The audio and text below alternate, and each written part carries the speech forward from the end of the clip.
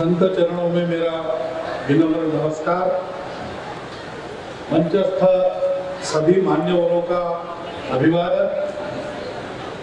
उपस्थित नागरिक सज्जन, माता भगिनी, आप सबका अभिनंदन। मजगवा छोटी जगह को मानते हैं,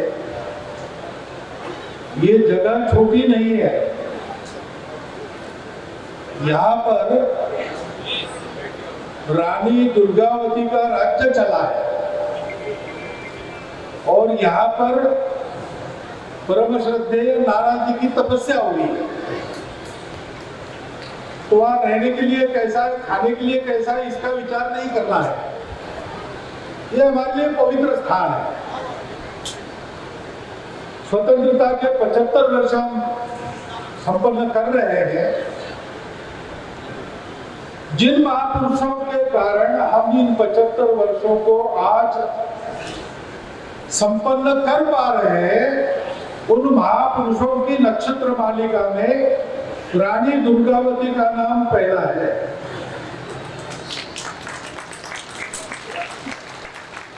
क्योंकि जो एक कट्टरपंथी आक्रमण की लहर चली भारत में धीरे धीरे व्याप्त हो गई, सर्वदूर निराशा, किसी को कोई ठौर नहीं। ऐसे कालावधि में रानी दुर्गावती जी के शौर्य पराक्रम से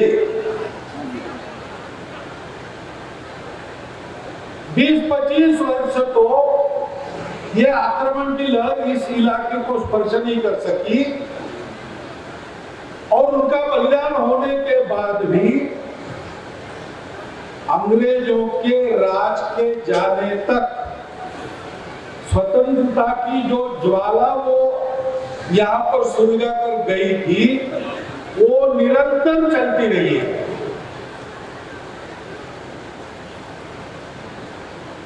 रानी दुर्गावती जी का जो साम्राज्य था,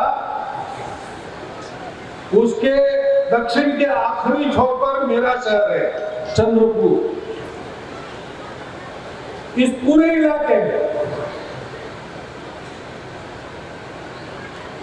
अपने देश में भी राज्य अनेक थे, अपने देश के भी अनेक राजा थे, लेकिन इस पूरे इलाके की विशेषता मोटा मोटी ये दिखती है कि इनमें आपस के विवाद तो रहे, लेकिन इन लोगों ने आपस के झगड़े समेटकर जो विदेशी था उसके खिलाफ सतत संघर्ष किया। कोई शरण नहीं गया, कभी जीते कभी हारे, लेकिन उसकी परवाह किए बिना सतत संघर्ष इस क्षेत्र में जारी रहा। क्यों जारी रहा? उसका कारण रानी दुर्गावती जी जैसी वीरांगना है। उनका शौर्य पराक्रम तो प्रसिद्ध है। कितने ही बार विदेशी आक्रांताओं को नाको चने उन्होंने चबाए। घर के अंदर भेद नहीं होता तो वो कभी हारती नहीं। उनका स्मरण करते समय एक सबक हम सबको ये भी सीखना चाहिए कि अपने छोटे स्वार्थों के कारण देश हित को धक्का लगाने वाली प्रवृत्ति हम लोगों में कभी न पनपे, इसकी हमको चिंता करनी पड़ेगी। रानी दुर्गावती कभी भी दूसरों की वीरता के कारण नहीं हारी। उनका विश्वासघात हुआ।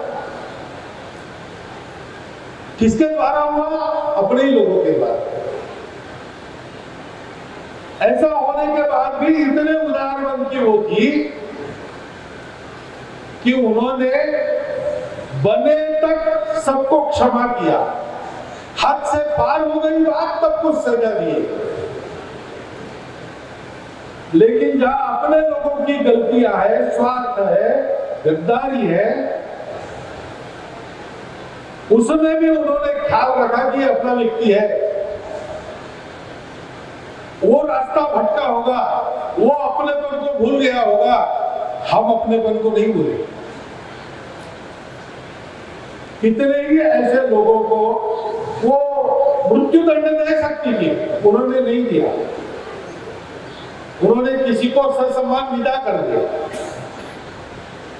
उसने क्या खुरापात की, इसकी वाच्यता भी नहीं की। किसी को ओहदे से नीचे उतारा, जिंदा छोड़ दिया। ये विवेक, हम भारतवासी हैं, हम सब भारत के लोग हैं, हमारा अपना एक समाज, एक राष्ट्र है। हम आपस में एक दूसरे को क्षमा करके सबको साथ लेकर चलेंगे, क्योंकि हमारी शक्ति ऐसी है, हमारे सामने खड़े रहने की ताकत किसी की नहीं है। अंदर के भीड़ दिए जब टांग खींचते तब हम गिर जाते। ये हमारे इतिहास का सबक है।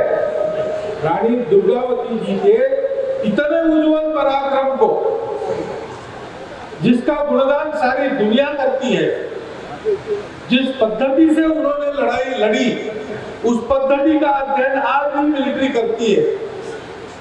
जिस प्रकार का पराक्रम, शौर्य उन्होंने दिखाया अंतिम क्षण तक, उस वीरता का स्मरण करके, उस वीरता के वर्णन पढ़ के रोमांच खड़े हो जाते, मुर्दा दिल में जोश संचार होता है। ऐसा उनका चरित्र है। और केवल शौर्य पराक्रम नहीं, उन्होंने राज्य का पालन किया, प्रजा का पालन किया। उनकी राज्य व्यवस्था भी एक अत्यंत अच्छी राज्य व्यवस्था थी, उत्कृष्ट थी, उदाहरण स्वरूप थी। उनके कारकिर्द में गोंडवाना एक समृद्ध साम्राज्य था। सब लोग सुखी थे, लोगों के पास धन, धान्य, समृद्धि सब कुछ था। इतना बड़ा साम्राज्य, पति के बाद अकेली महिला संभाले, अपने नवजात को राजा बनाकर वो राज्य देखे। कितना उत्तम प्रशासन उन्होंने किया। कहीं कोई कमी होगी तो उसको पूर्ण करने के लिए प्रयास किया। अच्छी खेती करने वालों को बाहर से बुलाया, अपने लोगों को खेती करना सिखाया।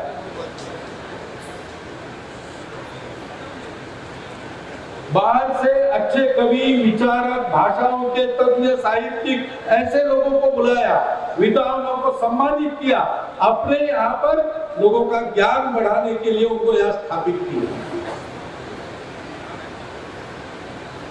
इस प्रकार का एक उत्तम प्रशासन जो सीधा अपने प्रजा के, सामान्य आदमी के हृदय को स्पर्श करता हो और साथ में सब प्रकार की समृद्धि लाता हो, न्याय का साम्राज्य प्रस्थापित करता हो, ऐसा उत्कृष्ट प्रशासन दिया। और सबके प्रति वो प्रशासन समुद्रदृष्टि था। उन्होंने पूजा संप्रदाय के कारण, प्रांत आदि के कारण किसी को पराया नहीं माना। उनके राज्य की जो प्रजा थी, उनके लिए उनकी अपनी थी। आक्रांता लोग उस समय के इस्लाम को मानने वाले थे, लेकिन दुर्गावती जी के पास कंधे से कंधा लगाकर लड़ने वाले, आखिरी समय तक साथ देने वाले और बलिदान हो जाने वाले मुस्लिम लोग भी थे। सबको ऐसे जोड़ने वाली थी, सब प्रकार की विविधता का सम्मान करने वाली थी और ये सिखाने वाली थी कि इनको लेकर आपस में भेद नहीं करना चाहिए, सबको साथ मिलजुल कर चलना चाहिए। अपना देश विविधताओं का देश है, उसमें अलग अलग प्रकार है, लेकिन प्रकार अलग होने से हम अलग नहीं होते। हम सब भारत माँ की संतान हैं, हम सब एक है। हम सबको मिलके अपने आप को समृद्ध बनाना है, सारी दुनिया को समृद्ध बनाना है। इसलिए एक दूसरे की सुधि रखे।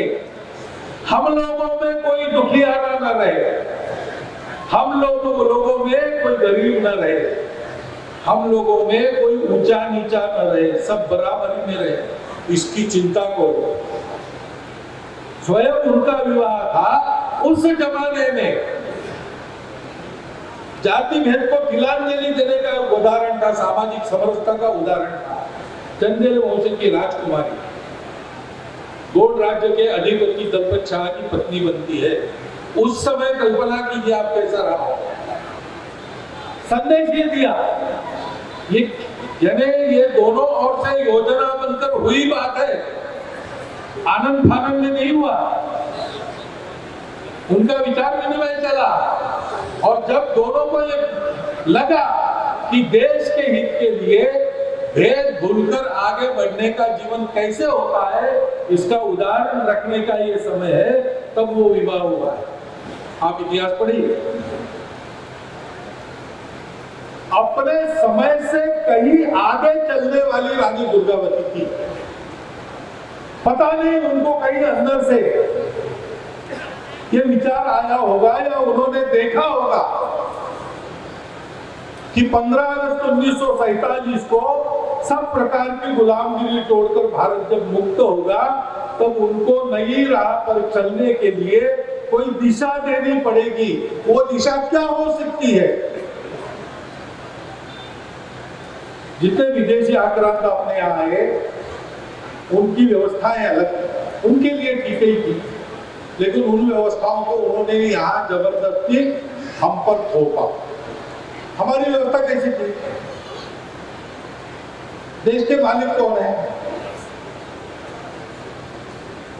जहां से आक्रमण आते थे वहां राजा सब कुछ होता था। राजा का सब, राजा की मर्जी पर सब है। आप खेती कर रहे हो, आपकी खेती जब्त करने का अधिकार है, क्योंकि आपका जीवन भी उसी की स्टेट है। हम सब उसके दास हैं। हमारे यहाँ भी राजा थे, लेकिन ऐसे नहीं थे। हमारे यहाँ राजा रक्षक था, समाज जीवन ठीक चले इस तरीके का रक्षक। आजकल कहते हैं लॉ एंड ऑर्डर, उसका संरक्षक था। सीमाएं सुरक्षित रहे, इसको देखने वाला था। और जिस नियम से प्रजा सुख शांति बंधुभाव से आगे बढ़ती है, उस नियम का, जिसको हमारे यहाँ धर्म कहते हैं, उसका रक्षक था। वो पूजा को लेकर भेद नहीं करता और बाकी सब लोग स्वतंत्र थे, लेकिन अपनी मर्जी से राजा के शासन का अनुसरण करते थे। मालिक कोई नहीं था, मालिक तो भगवान है। हम सब लोग ट्रस्टी थे। जो मुद्राएं थी, जो पैसा था, धन था, व्यापार करने वाले लोग व्यापार करते थे, कमाते थे, लेकिन जितना कमाते थे उसका 80% बांटने में अपने आप को बड़ा मानते थे, क्योंकि वो सोचते थे धन अपना नहीं है, धन की व्यवस्था करने का काम अपना है। हम इस धन के ट्रस्टी हैं। जंगलों में बसने वाले हमारे सब बंधु, वन के बंधु, वो उस जंगल के रखवाले थे, उस जंगल के ट्रस्टी थे, उस जंगल में उनका अधिकार था। लेकिन वो ये जानते थे कि अधिकार हमको इसलिए दिया गया है कि इस जंगल को सुरक्षित रखकर अच्छी तरह बढ़ाते हुए समाज को जब जब आवश्यकता है, इस जंगल से उनको भी मिले हम देखेंगे और जंगल से सबको मिले, लेकिन जंगल को कोई लूट ना पाए, ये देखने का उनका काम रहता है। विदेश की व्यवस्थाएं आई, हम अपने ही देश में पराधीन हो गए। अब हमको फिर से धीरे धीरे उस तरफ जाना पड़ेगा और हम जाएंगे। सामान्य लोग प्रयास करेंगे, उसमें भी हम साथ रहेंगे। इस प्रकार की नीतिगत दिशा देने में भी हम साथ रहेंगे और ये सच्ची स्वतंत्रता और सबका बंधुभाव कायम रखकर, सबका ऐक्य कायम रखकर राष्ट्र को आगे बढ़ाने के लिए जो कुछ होगा, उसमें हम सब लोग, दीनदयाल शोध संस्थान जैसे संस्थान, कल्याण आश्रम जैसे संगठन, संघ के स्वयंसेवक, सब लोग समाज के साथ चलेंगे, समाज को साथ लेकर चलेंगे। लेकिन ये दिशा हमारे लिए स्पष्ट करके किन्होंने रखी है? हमारे यहाँ ऐसे राजा हुए, आक्रमण काल में हुए, गुलामी के काल में हुए, उन्होंने उस राह को मिटने नहीं दिया। जैसे उधर शिवाजी महाराज ने किया, वैसे उनके पहले यहाँ पर रानी दुर्गावती ने किया। और इसलिए मैं कहता हूँ, स्वतंत्रता के 75 साल संपन्न करने का भाग्य हमको उनके कारण मिला है। और 100वें साल हम संपन्न करेंगे, 100वां साल, तब हमको कैसा होना चाहिए इसकी दिशा भी हमको उनसे मिलती है। रानी दुर्गावती हमारी पूज्य है, हमारे लिए देवी जैसी है, लेकिन उनका स्मरण करते समय उनका ये स्वाभिमानी चरित्र, उनका ये पवित्र चारित्र्य, उनका वह अतुलनीय शौर्य, देशभक्ति, हर हालत में हर परिस्थिति का सामना करना, शरण नहीं जाना, इस प्रकार का दुर्दयनीय धैर्य, जन जन के प्रति उनका अपनापन,